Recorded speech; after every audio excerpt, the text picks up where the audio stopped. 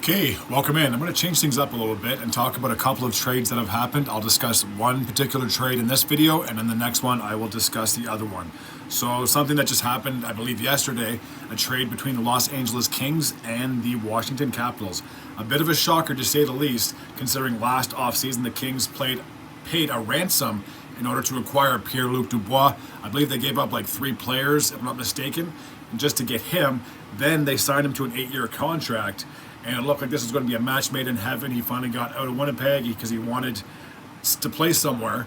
And then LA snapped him. And then he ended up having a very poor season. He only played 43 games and had a total of 11 goals and 16 assists for 27 points. And then in 5 games of the playoffs, he only had 1 goal to report. So not that great of a season, and an extremely poor season, to say the least.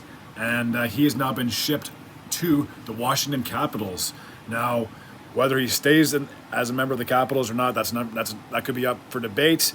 That's a pretty big contract, $8.5 million over the next 7 years. But I guess only time will tell to see if it works out in Washington, as it clearly did not work out in LA at all. So the other person that was traded in this, and I'll see if I can scroll through, was Darcy Kuemper. So he is now a member of the Los Angeles Kings, which begs the question that if he is there, what are they going to do with the likes of Riddick and Talbot? Are one of those guys potentially going to be gone as well? So there he is, Darcy Kuemper.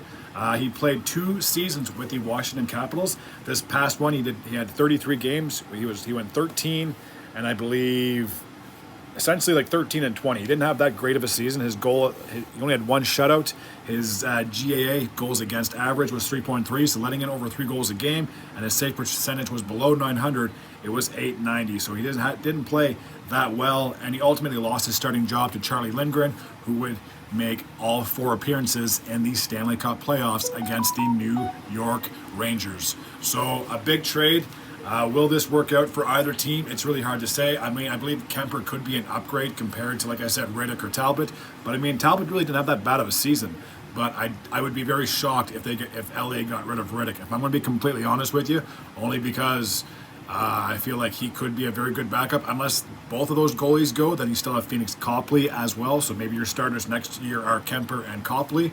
But the offseason is still young. There's still many months away before training camp and the regular season starts for the 2024-2025 campaign. So I just wanted to discuss this little trade. And if anyone happens to watch this, what are your thoughts? Who do you think won this trade?